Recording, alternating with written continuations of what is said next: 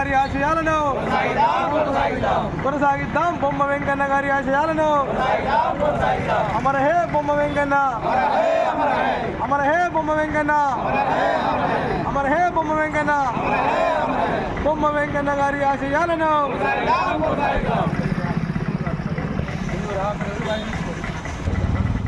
ఈరోజు కోయడ మండల కేంద్రంలో బొమ్మ వెంకన్న గారి 6వ వర్ధంతి సందర్భంగా ఈరోజు ఆయన ఘనంగా నివాళులర్పించడం జరిగింది.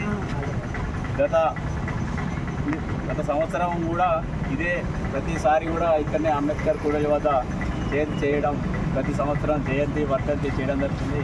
బొమ్మ వెంకన్న ఈ విముక్తి నియోజకవర్గంలో ఆయన ఒకసారి ఎమ్మెల్యే అయ్యి ఇక్కడ ఉన్నటువంటి నియోజకవర్గ ప్రజలు మన్ననలు పొందినటువంటి గొప్ప వ్యక్తి బొమ్మ వెంకన్న గారు. ఆయన ఆశయాలను ప్రతి కాంగ్రెస్ కార్యకర్త, బడుగు వర్గాల ఆశాజ్యోతి అయినటువంటి శ్రీ బొమ్మ వెంకన్న గారి వర్ధంతి కార్యక్రమంలో మిగతా వాళ్ళందరూ market committee chairman, vice chairman, ప్రధాన కార్యదర్శి, మాజీ సర్పంచులు, కాంగ్రెస్ ప్రతి కార్యకర్త బొమ్మ వెంకన్న ఆశయాలను మండల కేంద్రంలో కానీ నియోజకవర్గంలో కానీ ప్రతి గ్రామాన ఆయన ఆశయాలకు అనుగుణంగా ప్రతి ఒక్క కార్యకర్త ఆయన నెరవేర్చే దిశగా పనిచేయడం జరుగుతుంది.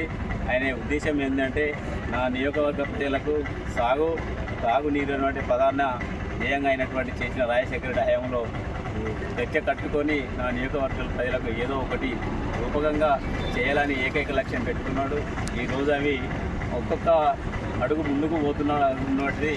అతి ఆశయాలను కూడా ఇప్పుడు స్థానిక మంత్రి గారు కూడా ఆయన ఆశయాలను గుర్తు చేసుకుంటూ, మేము కూడా ఆయన ఆశయాలను గుర్తు చేసుకుంటూ బొమ్మ వెంకన్న అప్పుడు ఎమ్మెల్యే ఉన్నప్పుడు ఈ రకంగా ఉండుండే అని మేము కూడా విజయ్ గారికి ఉత్తమాట పోతే ఆయన ఆశయాలనే నెరవేర్చే విధంగా ఇప్పుడున్న స్థానిక మంత్రి కూడా చేయడం జరుగుతుంది.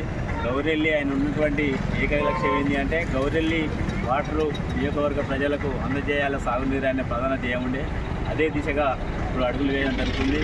అదేవిధంగా నిన్న ఈ అసెంబ్లీలో మన స్థానిక మంత్రి అయినటువంటి పొన్నం ప్రభాకర్ గారు కూడా బీసీ మంత్రి అయ్యి ఉండి కూడా అన్ని రాజకీయ పార్టీలతో మమేకమయ్యి బీసీ బిల్లు కూడా వైద్య, విద్య అన్ని రంగాల్లో బీసీలకు న్యాయం జరిగే విధంగా అసెంబ్లీలో ఆమోదం పొందినటువంటి ఆల్ పార్టీలకు కూడా మేము మా కాంగ్రెస్ పార్టీ పక్షాన కూడా ధన్యవాదాలు తెలుపుకుంటూ ఇటువంటి కార్యక్రమాలు బొమ్మ ఆశయాలను కూడా ప్రతి కార్యకర్తను కూడా నెరవేర్చే విధంగా కృషి చేస్తామని తెలుపుకుంటూ ఈ అవకాశం ఇచ్చినటువంటి ప్రజలందరికీ ధన్యవాదాలు.